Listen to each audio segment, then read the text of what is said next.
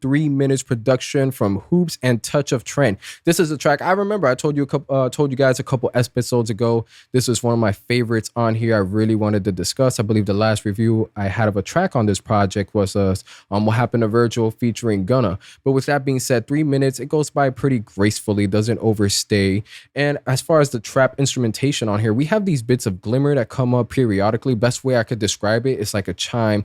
Of course, we get the usual bass, snares, hats, but the bass isn't over aggressive. And we have enough space in the instrumental where we have time to breathe, and his verses are able to, really resonate, stick on the track, and just meld in pretty well. Now, in the beginning of the track, of course, his first verses, we pop out with them Glocks out. Not everybody got switches. I don't talk about what we talk about. I don't want everybody in with my business.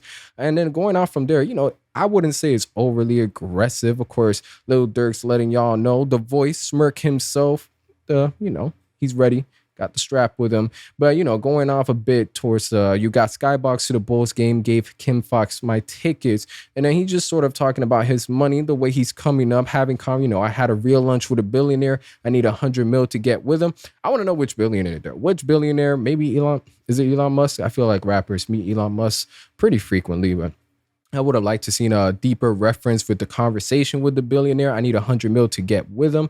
And then from there, I done seen niggas I vouch for post dudes shit on their Twitter. And it's a bit entertaining hearing these verses just because, Lil Durk being in a position where he's, according to him, meeting up with billionaires and then also having to worry about who posting this bullshit on Twitter. It's just like two very distinct worlds. And then one thing that I love about Durk and something that stood out to me on this particular track, no interviews, Lil Durk. I don't even think I said the name of this right here, but it's the fact that he references other rappers that, of course, he's collab with. He gives them good shout outs, the way he ties in the bars. And I brought Pooh Shiesty to my block, gave him my Glock with an extension. I seen Juice WRLD documentary. I don't want a Percocet. I'm finished. We still get plenty of perky verses throughout the album and this track as well. But hey, it is what it is. These hoes fuck for a name. I'll never Birkin bag these bitches. Durk. I feel you on this verse. You cuff. It's straight. And Birkin, I'll never Birkin bag these bitches. Man, Birkin bag verses they're overplayed. They're pretty overplayed. I see what you're doing out here. Anyways, from there, I've been trying to stop taking drugs. Feel like I love to clog my kidneys. Told a bad bitch I can't be seen with you. She got to Uber eat her Denny's. That's pretty.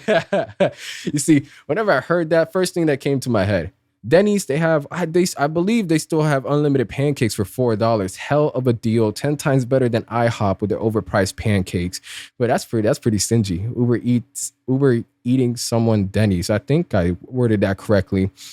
And then going on from there with more references. I'm like, Doughboy, don't lie to me. I'll tell your ass. Oh, really? And I love, as simple as it is, these callbacks, it feels like there's lore in the music. If you're someone who listens to Lil Durk, you listen to his music, to his albums, you understand the collaborations you're with. You love when the rappers are just giving each other callbacks, saying each other's verses and tying everything full circle. Now, this is something that I feel like Coi Leray, while on Blick Blick with Nicki Minaj, it was a Lil Baby verse that I felt that could have been a great opportunity to tie it in with Lil Baby, tie it in with Nicki, and just get that momentum pushy. Because when you got these references and connections, that's when you feel more immersed in the track. I know I'm not the only one to be feeling like this. I'm Durk, but call me Smirk, nigga, because every time I'm grinning, like Kodak said, take a Percocet, nigga, everybody turning gremlin, super gremlin, still going crazy on the charts. Shouts out to Kodak, shouts out everybody from Doughboy, so on and so forth. And I'm just loving this. But one thing that I got to give credit to Lil Durk just year after year after year is the way he's able to polish his hooks, his choruses. I love the rhythm and the traction we're getting with him just repeating, I just took me one drug. I'm trying to get turned up, following with the 2 drugs, 3 drugs, 4 drugs to a point, it's definitely a melodic performance on here, but it also catches you in. I'll be out here with them killers till the fucking sun up. Better have a lot of switches if you ever run up. If you're outside in them trenches, never put your gun up. If you think the feds on you, better put them funds up. You know the deal. Keep your straps. Fuck the feds. Keep shit pushing. And to a certain extent, I will even say whenever in the instrumental we get the chimes that cinch a glitter, even the instrumental is a bit pretty. And whenever we get lyrics that are basically more aggressive, I love the juxtaposition on here. You know how it goes on here. Things that are just opposite of of each other, that shared dynamics is usually what I'm more favored for, bias as far as music. Now, going off into the start of the second verse, I went to court early off a Percocet, had to open my eyes. I love the hypocrisy. I love the contradiction. And I don't want to say that in the sense that, if you got bars that contradict each other or a bit hypocritical, it doesn't automatically mean, man, you got to stick to one thing and keep it there or else it loses value. It's just sometimes, hey, you just got to say whatever's catchy. And, even if it clashes, if you play it off well, it could be good from here. I'm not going to pay as much love as I did to the first verse just because I love the first verse so much, while the references, shout outs, callbacks, things along from there. But whenever, I lost a real savage to some bitch niggas, only reason I cry, I got real money, I'm gonna need the bank staff to count this stash. I'm gonna just end it right here. Something 7220 did, and with tracks like What Happened to Virgil and new interviews, is we do see Durk opening up more as far as his lyricism, more into his personal life. Some of the conflicts that he deals with, to the average person, it might, seem a little bit, I don't want to say hyped up, but going from meeting with a billionaire to having to worry about what kind of people are snitching going on Twitter, and just this lifestyle that's just high paced, full of tension and potentially anxiety, coming out with the way he's been trying to overcome his Percocets. It just makes for, great content, great track. And I know y'all saw that fly. It's like anytime I turn on the light, we're just gonna see a random fly. I'm like, where did you come from?